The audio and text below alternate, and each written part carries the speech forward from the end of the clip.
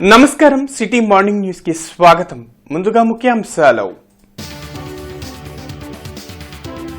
నేడు యూనివర్సిటీ ఎదుట జయహో బీసీ సభ. BC declaration కార్యక్రమంలో వేలాదిగా పాల్గొనాలని నేతల పిలుపు.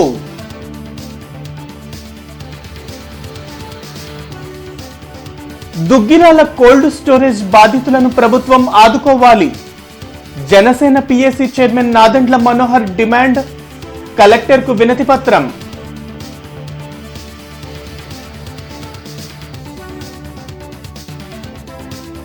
నగరంలో నారీ శక్తి వందన్ మ్యారథాన్. ప్రధాని మోదీ మహిళాభివృద్ధికి కృషి చేస్తున్నారన్న బీజేపీ నేతలు.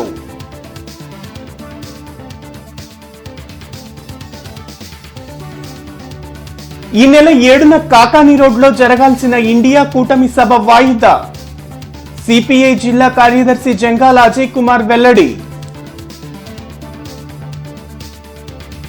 నాగార్జున యూనివర్సిటీ వద్ద జరగనున్న జైహో బీసీ బహిరంగ సభను విజయవంతం చేయాలని టీడీపీ జిల్లా అధ్యక్షులు తెనాలి శ్రవణ్ కుమార్, తూర్పు నియోజకవర్గ ఇన్ఛార్జ్ నసీర్ అహ్మద్, టీడీపీ అధికార ప్రతినిధి దాసరి రాజా మాస్టర్ పిలుపునిచ్చారు. టీడీపీ ఆధ్వర్యంలో జరగనున్న బీసీ సభకు సంబంధించిన వాల్ పోస్టర్లను తూర్పు నియోజకవర్గ తెలుగుదేశం పార్టీ కార్యాలయంలో తెనాలి శ్రావణ్ కుమార్, నసీర్ అహ్మద్, రాజా మాస్టారు పార్టీ నాయకులతో కలిసి ఆవిష్కరించారు. బీసీ సభలో టీడీపీ జాతీయ అధ్యక్షులు చంద్రబాబు పాల్గొని బీసీల కోసం ప్రత్యేక డిక్లరేషన్ను ప్రకటించనున్నట్లు తెలిపారు. జగన్ అధికారంలోకి వచ్చిన వెంటనే బీసీలపై కక్ష సాధింపు చర్యలు మొదలుపెట్టారని ఆరోపించారు. టీడీపీకి బీసీలను దూరం చేయాలని జగన్ ఎన్ని ప్రయత్నాలు చేసినా బీసీలంతా తెలుగుదేశం పార్టీ వెంటే ఉన్నారన్నారు. రేపు జరగబోతున్న జైహో బీసీ సభకు ప్రతి ఒక్క బీసీ తరలివచ్చి విజయవంతం చేయాలని కోరారు.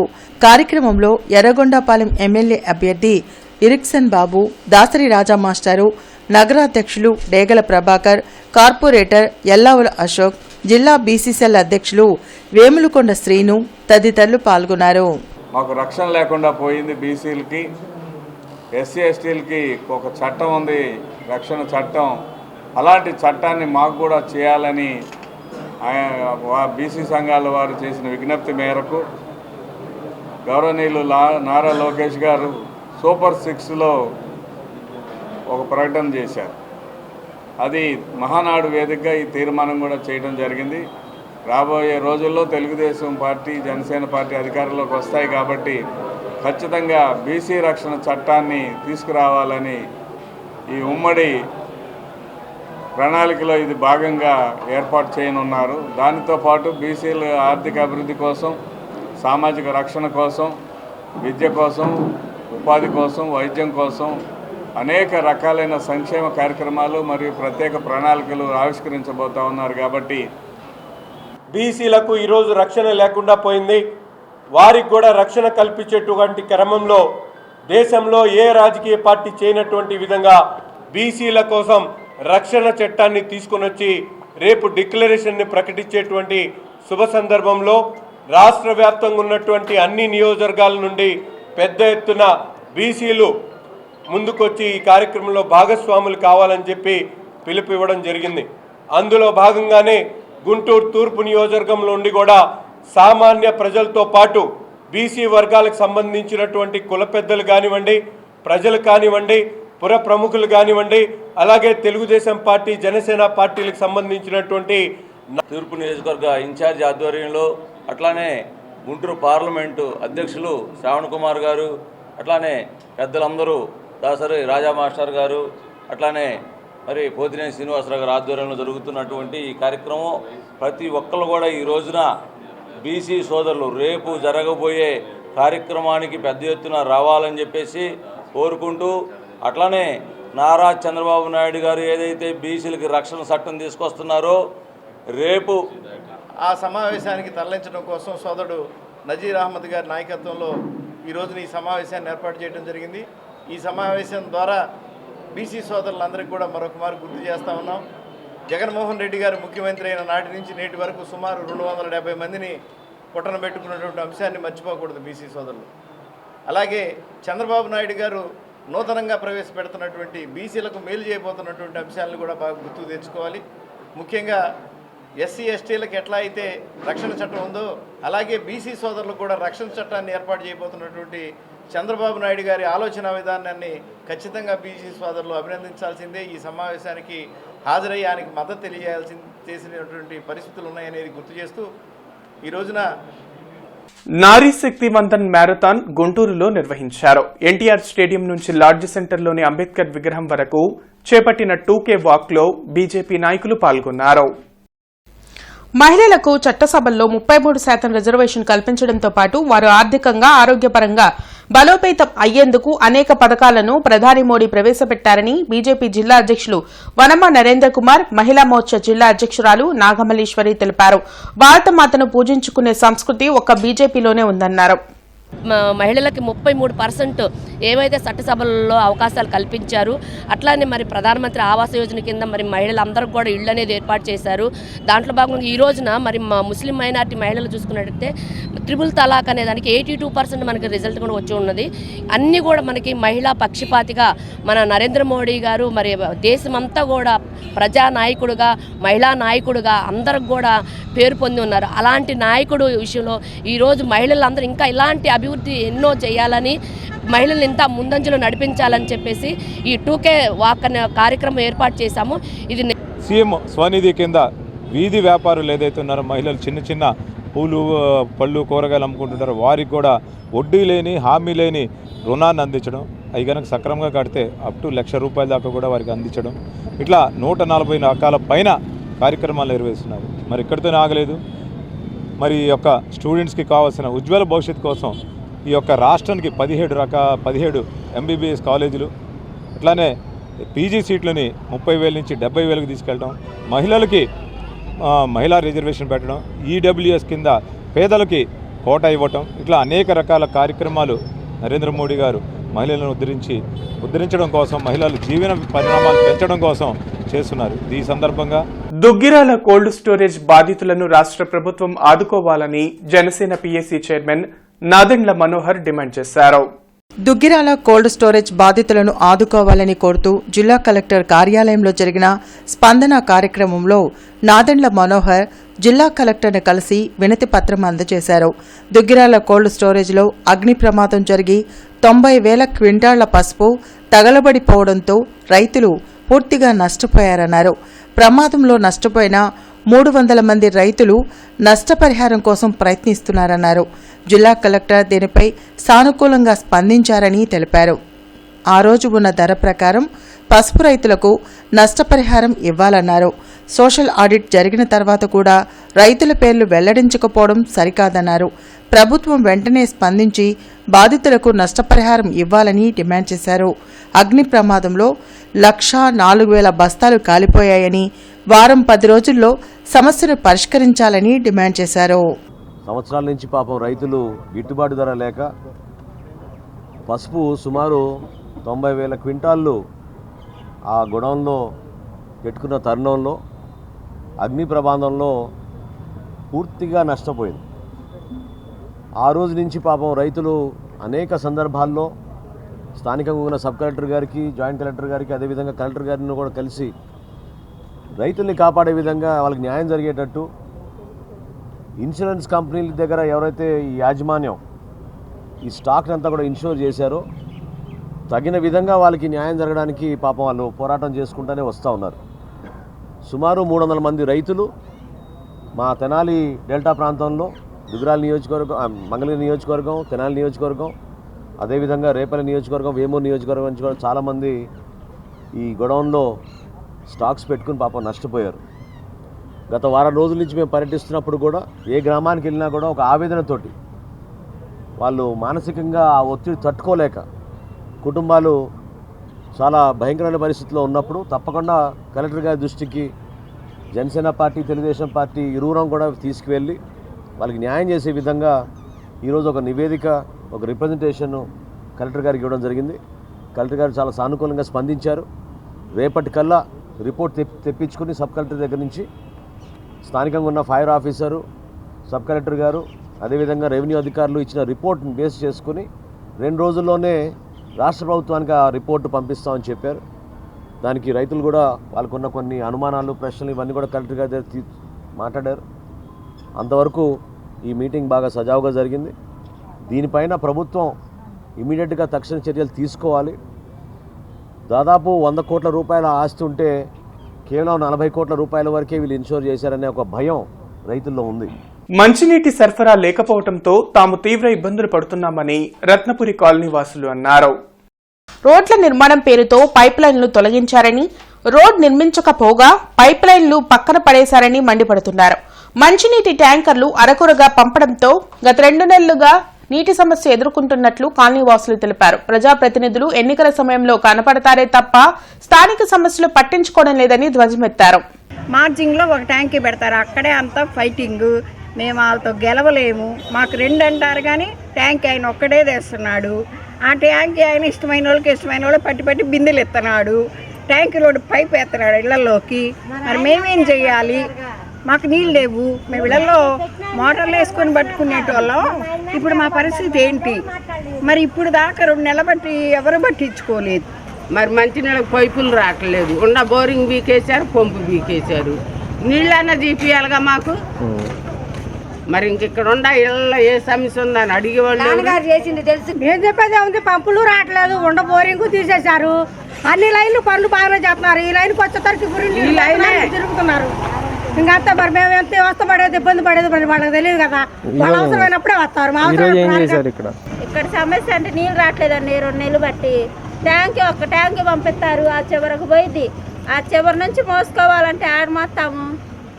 పెదకూరపాడు నియోజకవర్గం అచ్చంపేటలో మీకోసం మీ ఎమ్మెల్యే కార్యక్రమం జరిగింది. ఈ కార్యక్రమంలో ఎమ్మెల్యే నంబూరు శంకర్రావు పాల్గొన్నారు. సంక్షేమ పథకాలు అందుతున్న తీరు, స్థానిక సమస్యలపై ఇంటింటికి తిరిగి తెలుసుకున్నారు.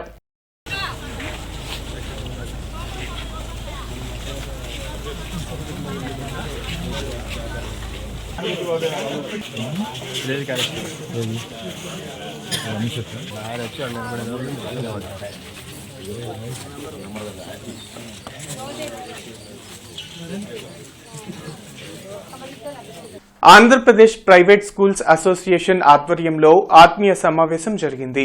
జిల్లాలోని ప్రైవేట్ కళాశాలల్లో పనిచేసే లెక్చరర్స్, స్కూల్స్ లో పనిచేసే టీచర్లు పెద్ద సంఖ్యలో ఆత్మీయ సమావేశానికి హాజరయ్యారు. మంత్రి విడుదల రజని, ఎమ్మెల్సీ కల్పలత సమావేశంలో ముఖ్య అతిథులుగా పాల్గొన్నారు. సీఎం జగన్ పరిపాలనలో విద్యారంగంలో సమూల మార్పులు వచ్చాయని ఈ సందర్భంగా మంత్రి రజని, ఎమ్మెల్సీ కల్పలత తెలిపారు. అమ్మఒడి, నాడు నేడు, జగనన్న విద్యా దీవెన, వసతి దీవెన లాంటి కార్యక్రమాల ద్వారా పేదల విద్యాభివృద్ధికి ఎంతగానో దోహదపడ్డాయని చెప్పారు. విద్య, వైద్య రంగాల్లో వెలుగులు వచ్చాయంటే అది సీఎం జగన్ కృషి వల్లే జరిగిందని వారు స్పష్టం చేశారు. వైసీపీ ప్రభుత్వానికి మరోసారి విద్యావంతులు అండగా నిలవాలని సూచించారు. ఈ కార్యక్రమంలో కన్నా మాస్టారు, అసోసియేషన్ ప్రతినిధులు పేరిరెడ్డి, వెంకటప్పారెడ్డి తదితరులు పాల్గొన్నారు. రీసెంట్ టైమ్స్ లో చూస్తే ఏది పడితే అది వాళ్ళు ఒక మంచి చేసే వాళ్ళు వచ్చారు, ఒక ఎడ్యుకేటెడ్ వాళ్ళు వచ్చారు, బాగా అందరితో మింగిల్ అవుతున్నారు, అందరూ యాక్సెప్ట్ చేస్తున్నారు, ఎడ్యుకేటెడ్ సెక్టార్స్ యాక్సెప్ట్ చేస్తున్నారు అని ఇలా ఈ విధంగా చూసి ఏ విధంగా దుర్భాషలాడుతూ మరి ఏ విధంగా వ్యవహరిస్తున్నారో ఒకసారి మీ అందరూ కూడా గమనించాలి. సో కాబట్టి నేను ఒకటే అడుగుతా ఉన్నాను, I not bore you much. ఒకసారి ఆలోచన చేయండి, ఎలాంటి వాళ్ళు ఉన్నారు అని థింక్ చేయడానికే నేను చెప్పాను. ఏ టైప్ ఆఫ్ మెంటాలిటీతో ఉన్నారని ఇవన్నీ వాళ్ళ విజ్ఞతకే వదిలేస్తున్నాను. I'm not saying anything, but వాళ్ళ విజ్ఞతకే వదిలేస్తున్నాను. But you people, all of you educated can understand the variation, వాళ్ళకి మాకు ఉన్న వేరియేషన్. కాబట్టి నేను ఒకటే రిక్వెస్ట్ చేస్తాను, if you like our way and if you are convinced and if you can feel that confidence, and especially women, you can. ముందే మేము ఒకసారి ఎవరైతే ప్రైవేట్ స్కూల్లో పనిచేస్తున్న టీచర్స్ అందరికి కూడా గవర్నమెంట్ టీచర్స్ సమానంగానే వీరికి కూడా హెల్త్ కార్డ్స్ ఇలాంటివన్నీ మనం ప్రొవైడ్ చేయాలని ఒకసారి సీఎం గారి దృష్టి కూడా తీసుకెళ్ళడం జరిగింది.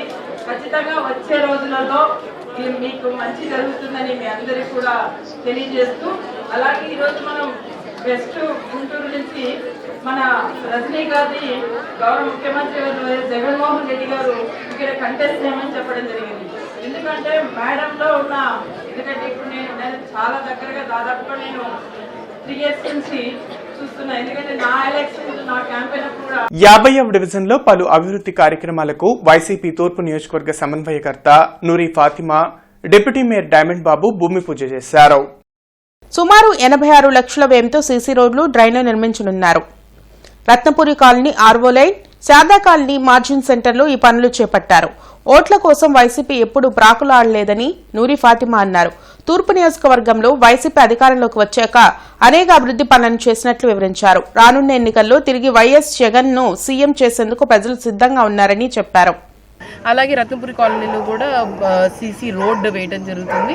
సో ఇవన్నీ డెవలప్మెంట్ చూసుకుంటే రాష్ట్రం మొత్తం కూడా జగన్మోహన్ రెడ్డి గారు అంటే ఈ ప్రభుత్వం లాస్ట్ రోజు వరకు కూడా మేము ప్రజల కోసమే చేస్తాము, మేము ఓటర్ల కోసమో లేకపోతే ఓట్ల కోసమే చేయము, అంటే నేను సీఎం అయిన మాట ఇచ్చిన దగ్గర నుంచి ఈ లాస్ట్ వరకు నేను ఏమేమి చేయాలో, ప్రజలకు నేను ఏమేమి హామీలు ఇచ్చానో, ఏమేమి సంక్షేమ పథకాలు అందాలో ప్రతి ఒక్కరికి అందించే విధంగానే కృషి చేస్తానని చెప్పి జగన్మోహన్ రెడ్డి గారు చెప్పడం జరిగింది. అదే విధంగా చేస్తూనే ఉన్నాము.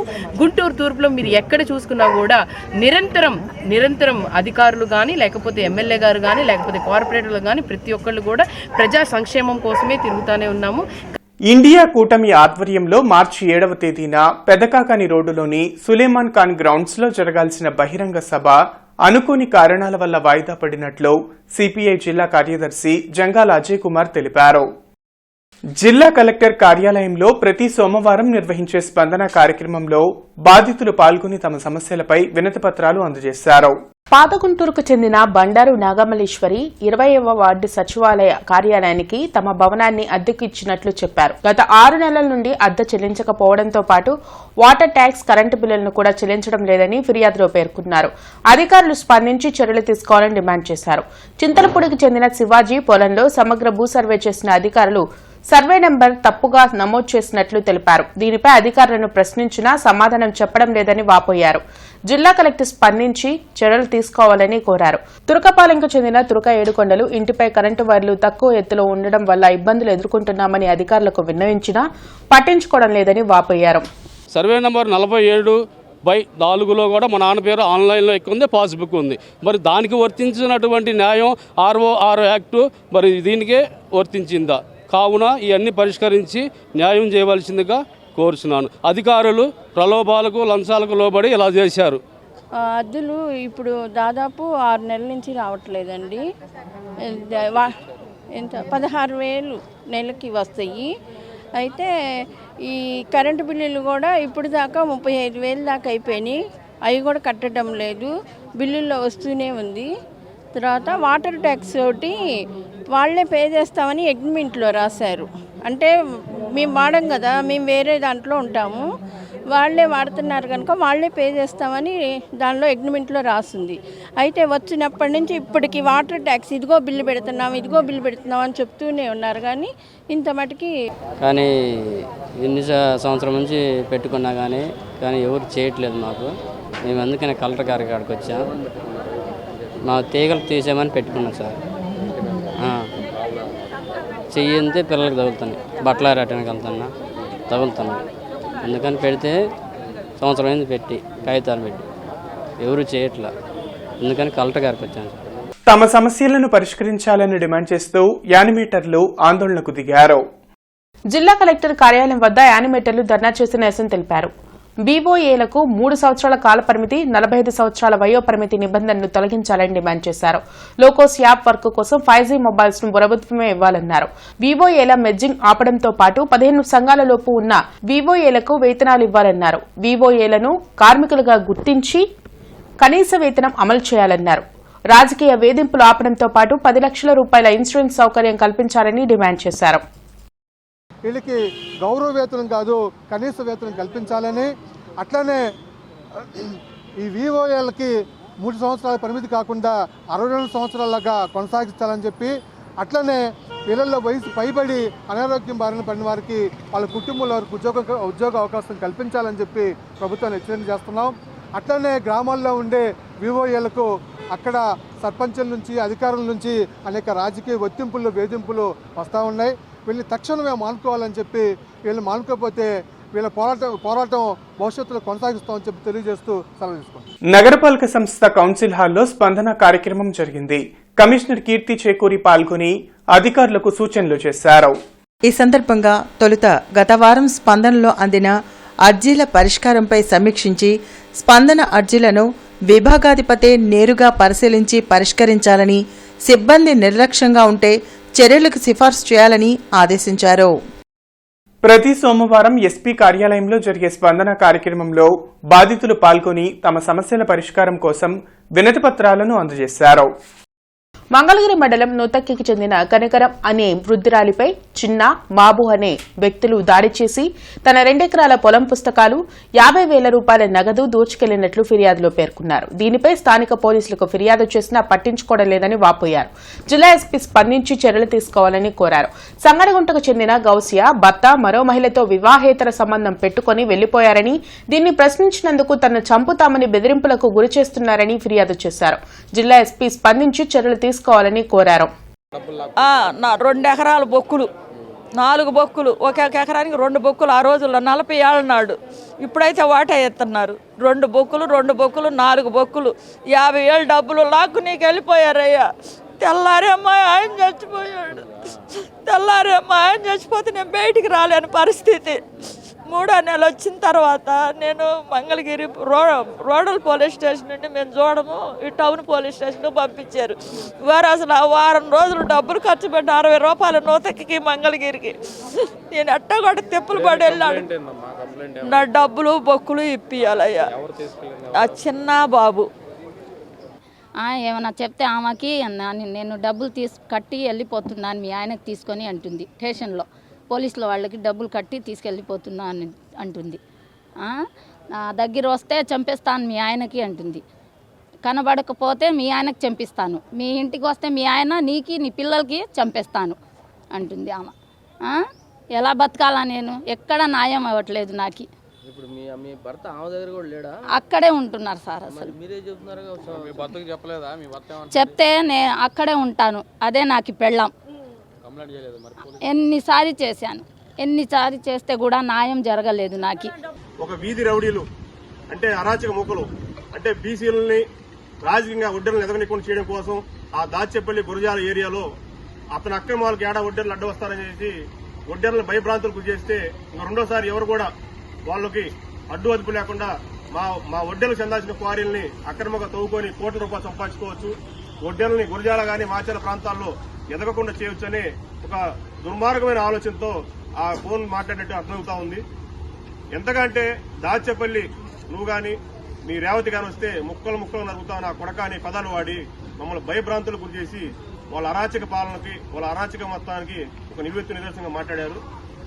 ఈ రోజున గుంటూరు గౌరవ సూపరింటెండెంట్ ఆఫ్ పోలీసు గారిని కలిసి మా యొక్క జరిగిన భయంకర సంఘటనని మాకు జరుగుతున్న అన్యాయాన్ని ఎస్పీ గారి దృష్టికి తీసుకుపోయాము.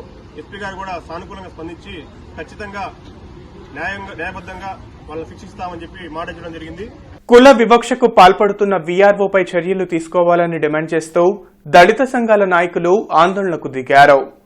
జిల్లా కలెక్టర్ కార్యాలయం వద్ద ధర్నా చేసి నిరసన తెలిపారు. తుమ్మలపాలెంకు చెందిన మెరుగు మరియంకు చెందిన పొలానికి వీఆర్ఓ తప్పుడు పత్రాలను సృష్టించి వారి బంధువులకు అప్పగించారన్నారు. దీన్ని ప్రశ్నించినందుకు కులం పేరుతో దూషిస్తూ దాళ్లకు పాల్పడుతున్నారన్నారు. అవినీతికి పాల్పడుతూ కుల వివక్ష చూపుతున్న వీఆర్ఓపై చర్యలు తీసుకోవాలని డిమాండ్ చేశారు. 8వ తారీఖు జనవరి నెల ఒక్కసారిగా 30 మంది కర్రలు గొడ్డళ్ళు కత్తులతోటి పొలంలో దాడి చేసి పొలాన్ని కబ్జా చేసి మెరుగు మరియమ్మ కుటుంబం మీద మరి మాల లంజల్లారా అంటూ కులం పేరుతో దూషించి అవమానిస్తే పత్తిపాడు ఎస్ఐ గారు కంప్లైంట్ చేస్తే ఇంతవరకు దాని మీద ఫిర్యాదు తీసుకోలేదు. యాక్షన్ తీసుకోకపోగా బాధితుల మీద కౌంటర్ కేసు పెట్టించాడు ఎస్ఐ.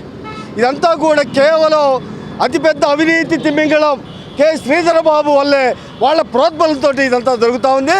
దీని మీద కె శ్రీధరబాబుని సస్పెండ్ చేయాలి, ఎస్సీ ఎస్టీ కేసు నమోదు. జిల్లా collector M Venugopal Reddy, JC Rajakumari, commissioner Keerthi Chekuri, Tenali sub collector Prakash Jain, DRO Peddi రోజాతో కలిసి సార్వత్రిక ఎన్నికల సన్నద్దత ఏర్పాట్లపై రాజకీయ పార్టీల ప్రతినిధులతో ప్రత్యేక సమావేశం నిర్వహించారు.